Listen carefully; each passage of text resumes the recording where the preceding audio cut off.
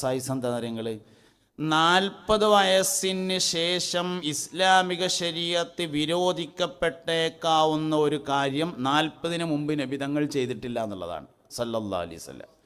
പണ്ടൊക്കെ ചെയ്തിരുന്നു, പിന്നെ വിരോധിച്ചതിന് ശേഷം ചെയ്തിട്ടില്ല എന്നല്ല. ഇസ്ലാമിക ശരീഅത്ത് നബിതങ്ങൾക്ക് 40 വയസ്സ് കിട്ടിയിട്ട് 23 കൊല്ലത്തിനിടയിൽ വിരോധിക്കാൻ സാധ്യതയുള്ള ഒരു വിഷയം പോലും അഷ്റഫുൽ ഖൽഖായ സല്ലല്ലാഹു അലൈഹി വസല്ലം തങ്ങൾ 40-ന് മുമ്പ് ചെയ്തിട്ടില്ല. 40-ാമത്തെ വയസ്സിൽ നബിയാണ് എന്ന് പറയാനേ 35-ാമത്തെ വയസ്സിൽ മുതൽ 5 കൊല്ലം നുണറിയാതിരുന്നതല്ല, 3-ാം വയസ്സിൽ വർത്താനം തുടങ്ങിയിട്ട് ജീവിതത്തിൽ ഒരിക്കലും കളവ് പറയാത്ത ഒരാൾ മാത്രമേ ഭൂമിയിൽ ജീവിച്ചിരുന്നിട്ടുള്ളൂ. അത് മുഹമ്മദ് നബിയാണ് സല്ലല്ലാഹു അലൈഹി വസല്ലം. അതാണ് ഈ പഠിച്ചാൽ തീരൂല എന്ന് പറഞ്ഞതിൻ്റെ കാരണം. മുസ്തഫ നബി സല്ലല്ലാഹു അലൈഹി വസല്ലം തങ്ങളുടെ ഓരോ കാര്യം അങ്ങനെയാണ്. ആയിഷ ബീവി റളിയല്ലാഹു അൻഹ പറയുന്നുണ്ട്, പുണ്യനബി സല്ലല്ലാഹു അലൈഹി വസല്ലം മലമൂത്ര വിസർജനത്തിന് പോയാലും മടങ്ങി വന്നാൽ ഞാൻ അവിടെ പോയി നോക്കൽ പതിവുണ്ട്, പക്ഷേ ഒന്നും കാണാറുണ്ടായിരുന്നില്ല എന്ന്. മുത്തുനബി സല്ലല്ലാഹു അലൈഹി വസല്ലമയുടെ മലമോ മൂത്രമോ ജീവിതത്തിൽ ഒരാൾ കണ്ടിട്ടില്ല എന്ന് പറഞ്ഞാൽ അങ്ങനെ ഈ ദുന്യാവിൽ ഒരു മനുഷ്യനെ ജീവിച്ചിരുന്നിട്ടുള്ളൂ, അത് മുഹമ്മദ് നബിയാണ് സല്ലല്ലാഹു അലൈഹി വസല്ലം. അതുകൊണ്ട് എല്ലാ ഷറഫുകളും എല്ലാ ഫളലുകളും അഷ്റഫുൽ വറാ ഹബീബുനാ റസൂലുള്ളാഹി സല്ലല്ലാഹു അലൈഹി വസല്ലമയിലേക്ക് മടങ്ങും. തുടങ്ങി വെച്ച ആശയം വിവരത്തിൽ വെച്ച് ഏറ്റവും വലിയ വിവരം പുണ്യനബിനെ പറ്റിയുള്ള വിവരമാണ് എന്നുള്ളതാണ് സല്ലല്ലാഹു അലൈഹി വസല്ലം. അവ്വലു വാജിബിൻ അലൽ ആബാഇ, വാപ്പാർക്ക് ആദ്യം നിർബന്ധമാകുന്നത് അൻ യതഅല്ലമ ഔലാദഹും ബി അന്ന നബിയ്യനാ മുഹമ്മദൻ സല്ലല്ലാഹു അലൈഹി വസല്ലം ഉലിദ ബി മക്ക വതുഫിയ ബിൽ മദീന. ഫത്തുൽ മുഈന. മാതാപിതാക്കൾക്ക് നിർബന്ധമാകുന്ന ആദ്യത്തെ ബാധ്യത മുത്തുനബി ജനിച്ചത് മക്കത്താണെന്നും നബി സല്ലല്ലാഹു അലൈഹി വസല്ലം തങ്ങളുടെ ഖബർ മദീനത്താണെന്നും പഠിപ്പിക്കലാണ്. വാപ്പാക്ക് വാപ്പാൻ്റെ ഖബർ എവിടെയെന്ന് പറഞ്ഞു കൊടുക്കുന്നതിൻ്റെ മുമ്പ് മുഹമ്മദ് നബിയുടെ ഖബർ എവിടെയെന്ന് പറഞ്ഞു കൊടുക്കൽ നിർബന്ധമാവും.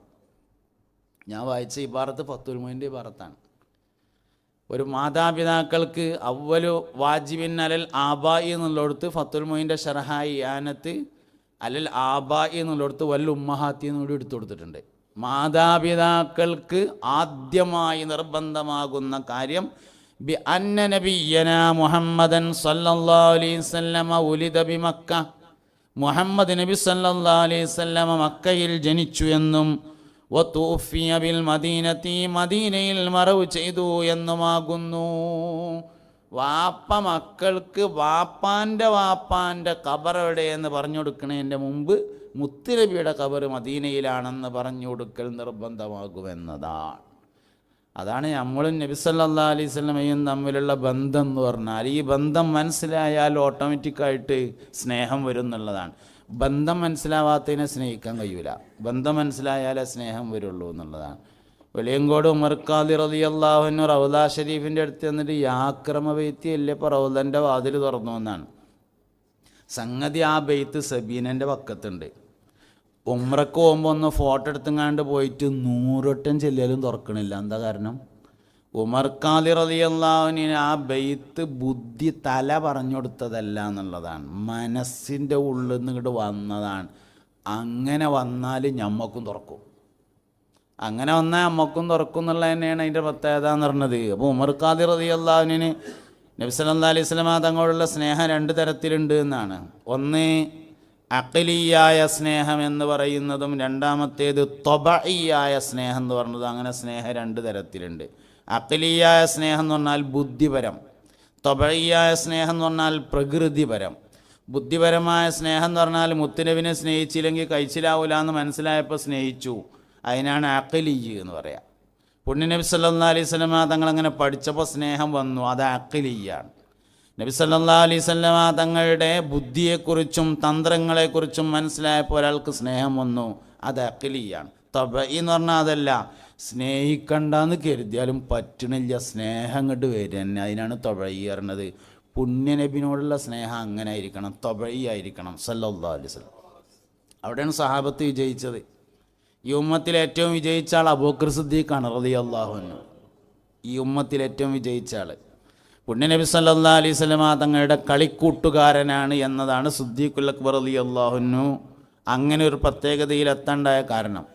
മിറാജിൻ്റെ രാത്രി 7 ആകാശങ്ങളൊക്കെ കയറിയിട്ട് അള്ളാഹിനെ കണ്ട് വർത്താനൊക്കെ പറഞ്ഞിട്ട് മടങ്ങി വന്ന് പിറ്റേ ദിവസം രാവിലെ കഅബമ്മക്ക് ഇങ്ങനെ കയ്യുമ്മക്ക് തലയും വെച്ചിട്ട് നബി തങ്ങളിങ്ങനെ ഇരിക്കുകയാണ് സല്ലല്ലാഹു അലൈഹി വസല്ലം. അബൂജഹൽ എന്നിട്ട് ചോദിച്ചു, മുഹമ്മദ് എന്തേലും പുതിയ വിവരം ഉണ്ടോ? എൻ്റെ ഇരുത്തം കണ്ടാലൊരു സുഖമില്ലല്ലോ എന്ന് പറഞ്ഞപ്പോൾ നബി തങ്ങൾ പറഞ്ഞു ഉണ്ട് പറഞ്ഞു. എന്താ ചോദിച്ചു? ഞാൻ ഇന്നലെ രാത്രി ഉറങ്ങണോടത്ത് നിന്ന് നീച്ചിട്ട് മസ്ജിദുൽ ഹറാമിൽ വന്നു. മസ്ജിദുൽ ഹറാം എന്ന് ബൈത്തുൽ മുഖദ്ദസിൽ പോയി. ബൈത്തുൽ മുഖദ്ദസിൽ നിന്ന് 7 ആകാശങ്ങൾ സഞ്ചരിച്ചു. അള്ളാഹുവിനെ കണ്ട് അഭിമുഖ സംഭാഷണങ്ങൾ നടത്തി. നിസ്കാരവും വാങ്ങി മടങ്ങി വരുന്ന വഴിയിൽ മൂസ നബി അലൈഹി ഇസ്ലാമിനെ കണ്ടു. അങ്ങോട്ട് തന്നെ പോയി നിസ്കാരം ചുരുക്കി ഇങ്ങോട്ട് വന്നു. വീണ്ടും പോയി 9 പ്രാവശ്യം അങ്ങോട്ടും ഇങ്ങോട്ടൊക്കെ പോയി. ബൈത്തുൽ മുഖദ്ദസിൽ മടങ്ങിയെത്തി. നേരം പുലർന്നപ്പോഴേക്ക് കിടന്നിരുന്ന സ്ഥലത്ത് മടങ്ങിയെത്തി എന്ന് പറഞ്ഞപ്പോൾ അബൂജഹൽ ഒരു ചിരിയാണ് ചിരിച്ചു. എന്ത് ചിരി? കുട്ടികളും പറയുന്ന ഒരുമാതിരി ചിരിയാണ് ചിരിച്ചു. ഒരാക്കണ ചിരിയെന്ന് നമ്മൾ പറയല്ല, ആ ചിരി. എന്നിട്ട് അവൻ്റെ ആൾക്കാരൊക്കെ വിളിച്ചു, വരിടാ എല്ലാവരും വരി പുതിയ വിവരമുണ്ട് പറഞ്ഞു. എല്ലാവരും വിളിച്ചെടുത്തിട്ട് പിന്നെ മൂപ്പര വക ഒരു വിശദീകരണം. ഇന്നലെ രാത്രി ഉറങ്ങണോടത്തുനിന്നേ അങ്ങോട്ട് നീച്ചിട്ട് ബൈത്തുൽ മുഖദ്ദസ് കണ്ട് പോയി തരേ. എന്നിട്ട് അവിടുന്ന് 7 ആകാശങ്ങൾ കയറിയിട്ട് അവിടെ എവിടെയെങ്കിലും നിന്നിക്കുകയാണെങ്കിൽ കുഴപ്പമുണ്ടായിരുന്നില്ല. പോയ വഴിക്ക് മടങ്ങിങ്ങാണ്ട് നേരം വെളുത്തപ്പോൾ അതിന് കിടന്നിരുന്ന സ്ഥലത്ത് തിരിച്ചെത്തിയെന്നാണ് പറഞ്ഞത് എന്ന് പറഞ്ഞപ്പോൾ എല്ലാവരും കൂടിയാണ് ചിരിച്ചത് കേട്ടുങ്ങാണ്ട് സിദ്ദീഖുൽ അക്ബറുണ്ട് വന്നു റളിയല്ലാഹു അൻഹു. എന്താ വിഷയം എന്ന് ചോദിച്ചു. അതിൽ അബൂജഹൽ ഇങ്ങനെ കുറച്ച് ഉഷാറാക്കിയിട്ട് വിവരം പറഞ്ഞു കൊടുത്തപ്പോൾ ഒരു ചോദ്യം ചോദിച്ചു, ഇതിൻ്റെ നബി പറഞ്ഞാണോ ചോദിച്ചു. സല്ലല്ലാഹു അലൈഹി വസല്ലം പറഞ്ഞു തന്നെയാണ്. കാരണപ്പോൾ പറഞ്ഞു, എന്നാലേ അബൂബക്കർ അത് വിശ്വസിച്ചിരിക്കുന്നു എന്ന് പറഞ്ഞതിൻ്റെ പേരാണ് ഈമാൻ പറഞ്ഞത്. ഞാനൊരു സത്യങ്ങളോട് പറയുകയാണ്, വരുന്ന കാലഘട്ടത്തിൽ ഇനി നമ്മൾ അഭിമുഖീകരിക്കുന്ന വരുന്ന കാലഘട്ടത്തിൽ ലോകത്തെ ഏറ്റവും കൂടുതൽ തെറ്റിദ്ധരിപ്പിക്കപ്പെടുന്നത് മുഹമ്മദ് നബി ആയിരിക്കും സല്ലല്ലാഹു അലൈഹി വസല്ലം. കാരണം നബി തങ്ങളെ തെറ്റിദ്ധരിച്ചാലേ ഈമാൻ പോവുള്ളൂ എന്ന് എല്ലാവർക്കും അറിയാം. യുക്തിവാദത്തിൻ്റെ അടിസ്ഥാനം എന്താ? മുത്തുനബിനോട് താല്പര്യമില്ലായിട്ടാണ് സല്ലല്ലാഹു അലൈഹി വസല്ലം. നിരീശ്വരവാദത്തിൻ്റെ അടിസ്ഥാനം എന്താ? പുണ്യനബിയോട് താല്പര്യമില്ലാതായതാണ്. ലിബറലിസത്തിൻ്റെ അടിസ്ഥാനം എന്താ? അഷ്റഫുൽ ഖൽഖിനോട് താല്പര്യമില്ലാതായതാണ്.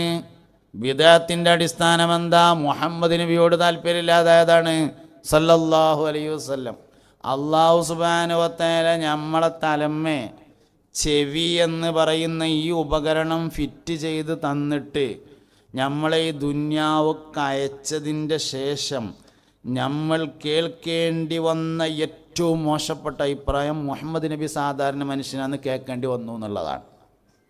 പുണ്യനബി സല്ലല്ലാഹു അലൈഹി വസല്ലം നബി തങ്ങളെ പഠിക്കാൻ അനസ് റളിയല്ലാഹുവിനെ പഠിച്ചാൽ മതിയാവുന്നതാണ്. അനസ് ബിൻ മാലിക് റളിയല്ലാഹുവിന് 100 ചില്ലാനം വയസ്സ് ജീവിച്ചിട്ടുണ്ട്. 106, 110, 115, 20, 30, 50 വരെ അഭിപ്രായമുണ്ട്.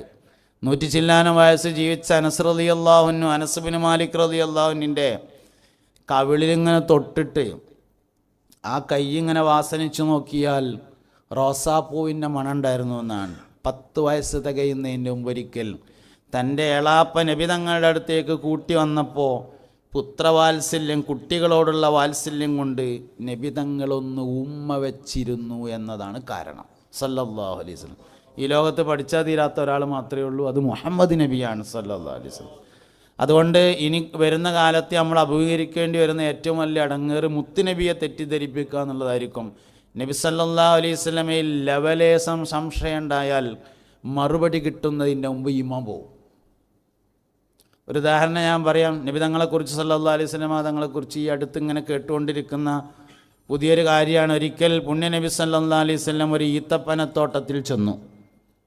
ഒരു ഈത്തപ്പനത്തോട്ടത്തിൽ ചെന്നപ്പോൾ ആ ഈത്തപ്പനത്തോട്ടത്തിൽ ഒരു നല്ല സുന്ദരിയായ പെൺകുട്ടി നിൽക്കുന്നുണ്ടായിരുന്നു. നബി തങ്ങളെ കണ്ടപ്പോൾ ആ പെൺകുട്ടി പറഞ്ഞു, ഒരാട്ടിടയൻ്റെ കൂടെ ശയ്യ പങ്കിടാൻ എനിക്ക് താല്പര്യമില്ല. ഒരാട്ടിടയൻ്റെ കൂടെ ശയ്യ പങ്കിടാൻ എനിക്ക് താല്പര്യമില്ല എന്ന് പറഞ്ഞപ്പോൾ നബി തങ്ങൾ സല്ലല്ലാഹു അലൈഹി വസല്ലം ആളുകളോട് പറഞ്ഞു, അവൾക്ക് വേഗത്തിൽ ഒരു കൂട്ട് വസ്ത്രം വാങ്ങിക്കൊടുത്ത് തിരിച്ചയക്കുക. അങ്ങനെ കൂടെ ഉണ്ടായിരുന്ന ആളുകൾ സഹാബത്ത് റളിയല്ലാഹു അൻഹും അവൾക്കൊരു കൂട്ട് വസ്ത്രം വാങ്ങിക്കൊടുത്ത് തിരിച്ചയക്കൂന്ന് കേൾക്കുമ്പോൾ നമുക്ക് പഠിച്ചോനെ അന്നത്തെ കാലത്തേറ്റ് എന്തേലും ഉണ്ടായോ നാവല്ലാന്ന് തോന്നിയാൽ ഉടനെ പോകും ഈമാനെ. ലവലേശം മുഹമ്മദ് നബിയിൽ സംശയം വന്നാൽ മറുപടി വരുന്നതിൻ്റെ മുമ്പ് ഇമാം പോയിട്ടുണ്ടാവും. മറുപടി അടുത്ത ട്രെയിനിന് ടിക്കറ്റ് കിട്ടിയിട്ട് വേണ്ടി വരും വരാൻ, അപ്പോഴത്തേന് ഇമാം പോവും. മറുപടി കിട്ടുന്നതിൻ്റെ മുമ്പ്.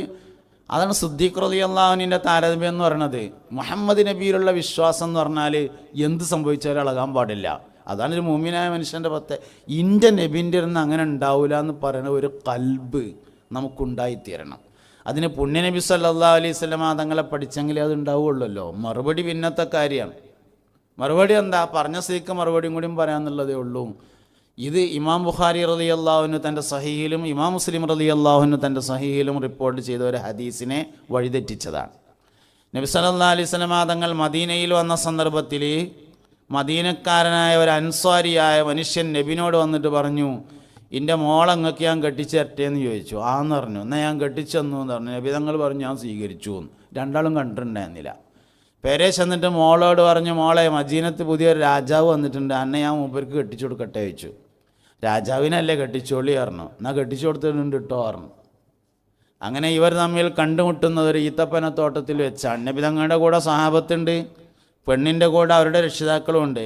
ഈത്തപ്പനത്തോട്ടം എന്ന് പറയുമ്പോൾ അന്നത്തെ ഓഡിറ്റോറിയമാണ്.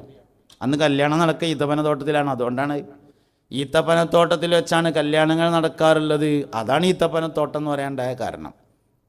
അങ്ങനെ ചെന്നു. നബി സല്ലല്ലാഹു അലൈഹി വസല്ലം തങ്ങളെ കൂടെ സഹാബത്തുണ്ട്, സ്ത്രീയുടെ കൂടെ രക്ഷിതാക്കളുണ്ട്. ഈ പെണ്ണിനെ ആദ്യമായിട്ട് കാണുമ്പോൾ പെണ്ണിന് തോന്നി, എൻ്റെ വാപ്പ എന്നോട് രാജാവിനെ കൊണ്ട് കല്യാണം നടത്താമെന്നാണ് പറഞ്ഞത്, ഇത് രാജാവൊന്നല്ലല്ലോ എന്ന് തോന്നി. ഈ വിവരമറിഞ്ഞ നബി തങ്ങൾ അവൾക്ക് ഇദ്ദയിരിക്കാനുള്ള വസ്ത്രം വാങ്ങിക്കൊടുത്ത് ത്വലാക്ക് ചൊല്ലി പറഞ്ഞയച്ചു എന്ന താരീഖിനെ വഴിമാറ്റിയതാണ്. ഇങ്ങനെ തന്നെ ഓരോ കാര്യം. ഏത് ഹദീസിൽ സംശയം തോന്നിയാലും അതേ ഹദീസ് തലക്കെന്ന് പഠിക്കുക വേണ്ടത്. കാരണം ഹദീസ് വഹയിൻ്റെ ഇൽമാണ്, അതിൽ തെറ്റുണ്ടാവില്ല. വഹയിൻ്റെ ഇൽമാണത് എന്ന് പറയണത്. അപ്പോൾ അതുകൊണ്ട് ഏത് ഹദീസിൽ സംശയം തോന്നിയാലും ആ ഹദീസ് തലക്കെന്ന് പഠിച്ചാൽ ആ സംശയം തീർന്നു പോകും. അത്രയാണ് കാര്യമുള്ളൂ.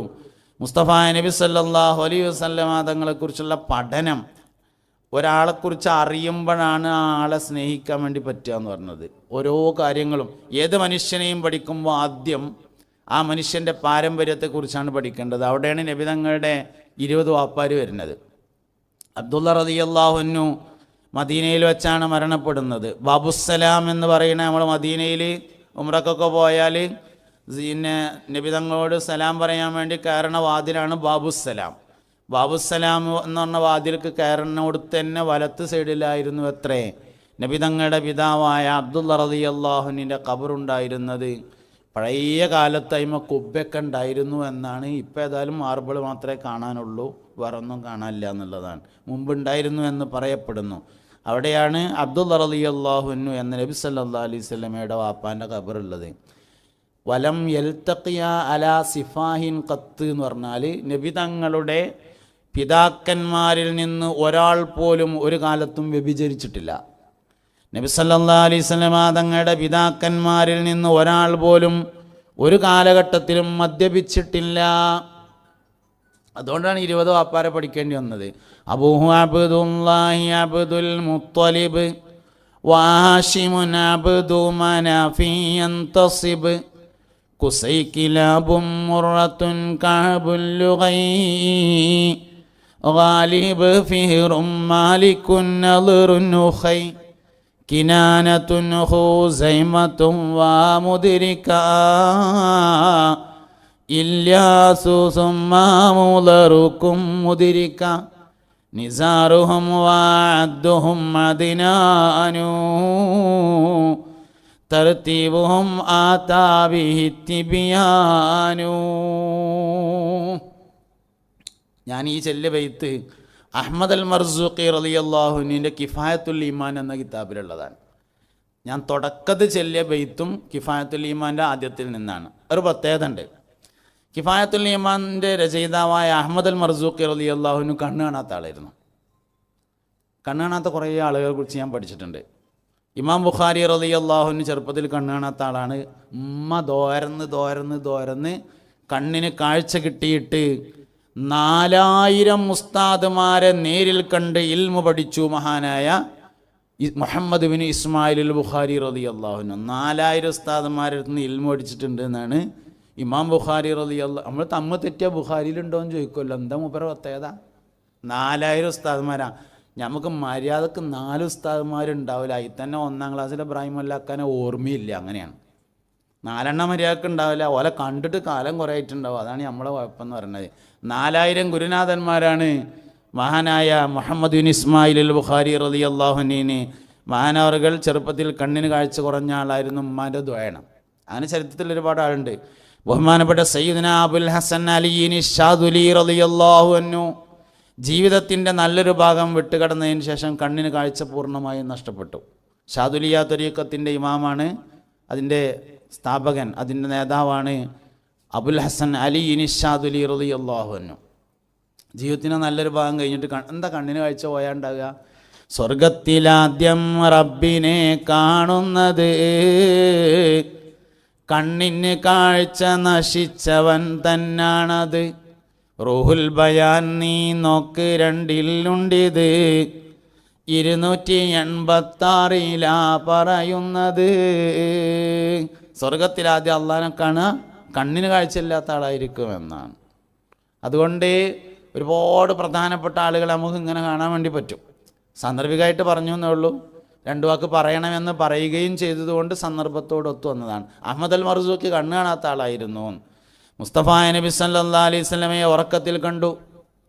കുരുടൻ്റെ കൈക്ക് പിടിച്ച് 40 ചുവടടി നടത്തുന്നു എന്നാൽ അവന് സ്വർഗം ഉടനടി നൽകുന്നതെന്നും സയ്യിദുൽ അദ്നാനി പറയുന്നതായി കാണാം റവാ ത്വബ്റാനി. നമ്മൾ വല്ലാതെ അറിഞ്ഞിട്ടുണ്ടാവില്ല. നമുക്ക് ആകെ അറിയണത് അബ്ദുല്ലാഹി ഇബ്നു ഉമ്മു മക്തൂം റളിയല്ലാഹു അൻഹു മാത്രമാണ്. അബ്ദുല്ലാഹി ഇബ്നു ഉമ്മു മക്തൂമിനൊട്ടും മറക്കില്ല. കാരണം അബസവത്തല്ല എന്നുള്ള ആയത്തിറങ്ങണത് അബ്ദുല്ലാഹി ഇബ്നു ഉമ്മു മക്തൂമിനെ പറ്റിയിട്ടാണ്. അതുകൊണ്ട് അത് മറക്കില്ല. ചരിത്രത്തിൽ ഒരുപാട് കണ്ണാണാത്ത ആൾക്കാർ കഴിഞ്ഞു പോയിട്ടുണ്ട്. സ്വർഗത്തിൽ ആദ്യം അള്ളാനെ കാണുന്നവരായിരിക്കും എന്നുള്ളതാണ്. പക്ഷെ ഞാൻ അങ്ങോട്ട് പറഞ്ഞത്, അത് പറയാൻ പറഞ്ഞപ്പോൾ പറഞ്ഞു എന്നേ ഉള്ളൂ. ഞാൻ അങ്ങോട്ട് പറഞ്ഞത്, കണ്ണ് കാണാത്തവർക്കൊരു സ്ഥാപനമുണ്ട് അൽഹംദുലില്ലാ പുലാമന്തോളിൻ്റെ അടുത്ത് കട്ടുപ്പാറയിലാണ്. ഞാൻ പുതിയൊരു സംരംഭം എന്നുള്ളതിൽ മുത്തുനബിനെ പഠിക്കാൻ, മുഹമ്മദ് നബിയെ പഠിക്കാൻ മുഹമ്മദിയ ഇൻസ്റ്റിറ്റ്യൂട്ട് പറഞ്ഞൊരു സ്ഥാപനം പണി നടന്നുകൊണ്ടിരിക്കുന്നുണ്ട്. നിങ്ങളെല്ലാവരും ദ്വാരക്കണം. പുണ്യനബി സല്ലല്ലാഹു അലൈഹി വസല്ലമയെ പഠിക്കാൻ കഴിഞ്ഞ ദിവസം ഞായറാഴ്ച മുത്തുനബി എന്ന് പറഞ്ഞിട്ടൊരു പരിപാടി നടത്തി. അതിൻ്റെ കീഴിൽ ഒരു പകൽ മുഴുവൻ നീണ്ടു നിൽക്കുന്നൊരു പരിപാടി. നബി സല്ലല്ലാഹു അലൈഹി വസല്ലമയെ പഠിച്ചാൽ തീരൂല. സല്ലല്ലാഹു അലൈഹി വസല്ലം പഠിക്കണതിനനുസരിച്ച് കൂടും. ഒരാൾ എത്രത്തോളം പഠിക്കുന്നു അതിനനുസരിച്ച് ഇങ്ങനെ കൂടിക്കൊണ്ടേയിരിക്കും എന്നുള്ളതാണ്. ഇൻഷാ അല്ലാഹ് മുഹമ്മദിയ ഇൻസ്റ്റിറ്റ്യൂട്ട് വിജയിക്കണം. തരുന്നാൽ മതി. അള്ളാഹു നമ്മളെല്ലാ ശ്രമങ്ങളെയും വിജയിപ്പിക്കട്ടെ. അപ്പോൾ എന്തേ പറഞ്ഞു വെച്ചാൽ, അഹ്മദ് അൽ മർസൂഖി കണ്ണാണാത്ത ആൾ ഒരു ദിവസം മുത്തുനബിനെ കിനാവിൽ കണ്ടു സല്ലല്ലാഹു അലൈഹി വസല്ലം. കിനാവ് കാണാൻ പിന്നെ കണ്ണുണ്ടല്ലോ. ഞാൻ ചിലപ്പോൾ അങ്ങനെ ആലോചിക്കുന്നുണ്ട്, നമുക്ക് കണ്ണുള്ളതുകൊണ്ടാണോ കാണാത്തത്? ഉറക്കത്ത് കാണാൻ കിനാവ് കാണാൻ കണ്ണുണ്ട്. അഹ്മദ് അൽ മർസൂഖി കണ്ടു റളിയല്ലാഹു അൻഹു. അപ്പോൾ കൂടെ സഹാബത്തൊക്കെ ഉണ്ട്. അബൂബക്കർ സിദ്ദീഖ്, ഉമർ ഖത്താബ് എല്ലാവരും ഉണ്ട്. മർസൂഖിയോട് ചോദിച്ചു, മർസൂഖി, സാധാരണ മനുഷ്യന്മാരെ ഈമാൻ ശരിയായി നിൽക്കാൻ പറ്റുന്ന ഒരു കവിത നിങ്ങൾക്ക് എന്താ ചൊല്ലിയാൽ എന്ന് ചോദിച്ചു. ഒരു പാട്ട് പാടിയാൽ. അഹ്മദ് അൽ മർസൂഖി റളിയല്ലാഹു അൻഹു പറഞ്ഞു, നബിയെ ഞാനങ്ങനെ പാട്ടൊന്നും അറിയുന്ന ഒരാളല്ലല്ലോ എന്ന് പറഞ്ഞു. അപ്പോൾ കൂടെ ഉണ്ടായിരുന്ന ആൾക്കാർ പറഞ്ഞു, അറിയില്ല എന്നൊന്നും പറയണ്ടട, മുണ്ടാന്നാ മതി പറഞ്ഞു. അറിയില്ല എന്ന് പറയണ്ട, മുണ്ടാന്നൊക്കെ എന്തെങ്കിലും പരിഹാരം. നിലപാടിൽ വെച്ച് ഏറ്റവും വലിയ നിലപാട് മുണ്ടായിരിക്കുക എന്നുള്ള നിലപാടാണല്ലോ. നിങ്ങൾ ആലോചിച്ച് ചോദിക്കണോ അറിയില്ല. ഏറ്റവും പ്രധാനപ്പെട്ട നിലപാട് എന്താ? മുണ്ടായിരിക്കുക എന്നുള്ള നിലപാടാണ്. അപ്പോൾ മുണ്ടായിരുന്നാൽ മതി പറഞ്ഞു. അപ്പോൾ നബി തങ്ങളൊന്ന് ചിരിച്ചു. എന്നിട്ടൊരു അരവരി പാടിക്കൊടുത്തതാണ് അബ്ദഉ ബിസ്മില്ലാഹി വറഹ്മാനി. അപ്പോൾ അഹ്മദ് അൽ മർസൂഖി റളിയല്ലാഹു അൻഹു അത് ഏറ്റു ചൊല്ലി. പിന്നെ മൂപ്പര് അവിടുന്നാണ് ചെല്ലുകയാണ് ബാക്കി 26 വരികൾ മഹാനവറുകൾ ആ ഉറക്കത്തിൽ ചൊല്ലി. നേരം വെളുത്തപ്പോൾ അതൊക്കെ ഓർമ്മയുണ്ട്. അതങ്ങനെ കഴിഞ്ഞു. പിന്നൊരു ദിവസം വീണ്ടും നബി തങ്ങളെ കിനാവിൽ കണ്ടു സല്ലല്ലാഹു അലൈഹി വസല്ലം. അപ്പോൾ നബി തങ്ങൾ പറഞ്ഞു സല്ലല്ലാഹു അലൈഹി വസല്ലം, മർസൂഖി നിങ്ങൾ ആ അന്നാൾ പാടിയ ആ പാട്ടൊന്നുകൂടിയും പാടിക്കാണി പറഞ്ഞു. അതിൽ അഹ്മദ് അൽ മർസൂഖി റളിയല്ലാഹു അൻഹു പാടിക്കൊടുത്തു, അബ്ദഉ ബിസ്മില്ലാഹി വറഹ്മാനി വബിർറഹീമി ദായിമിൽ ഇഹ്സാനി അൽഹംദുലില്ലാഹിൽ ഖദീമിൽ അവ്വലി അൽ ആഖിരിൽ ബാഖി ബിലാ തഹവ്വുലി. ഈ ബെയ്ത്ത് എല്ലാവരും ടെൻഷൻ ഉണ്ടാവില്ല എന്ന് തൽസമാത്തിൻ്റെ കിതാബിലുണ്ട്. അതിനിപ്പോൾ ഈ ബെയ്ത്ത് എവിടെയുള്ളതെന്ന് അറിയാം നിങ്ങൾക്ക്? വല്യമ്മാൻ്റെ 14 വക ഏടിലുള്ളത്. അതെന്താ വല്യമ്മാൻ്റെ 14 വക ഏട് വല്യപ്പാക്ക് ഇല്ലാത്തതുകൊണ്ട് തന്നെ. വല്യപ്പാക്ക് മുസാഫ് ഉണ്ട് ആദ്യം, എന്നിട്ടല്ലേ സബീന. വല്യപ്പാക്ക് വെച്ചിട്ട് സ്വന്തമായിട്ട് നമുക്ക് വേണ്ട ചില സാധനങ്ങളുണ്ട്. സ്വന്തമായിട്ടൊരു മുസാഫ് എല്ലാവർക്കും വേണം. എപ്പോഴെങ്കിലും ഒന്ന് എടുത്ത് നോക്കണമെങ്കിൽ അവനാൻ്റെ വെച്ചിട്ടൊരു മുസാഫ്, അതിപ്പോൾ ഞാൻ ഹാഫിദാണെങ്കിലും വേണമെന്നല്ല. ഷമീർ സാഹിബ് ഹാഫിദാന്ന് ഞാൻ എപ്പോഴറിഞ്ഞേ. അള്ളാഹു ദീർഘായുസ്സും ആഫിയത്തും കൊടുക്കട്ടെ, സിഹത്തും സലാമത്തും കൊടുക്കട്ടെ. ഹാഫിദീങ്ങളെ നമ്മൾ നല്ലോണം ബഹുമാനിക്കണം, ആദരിക്കണം.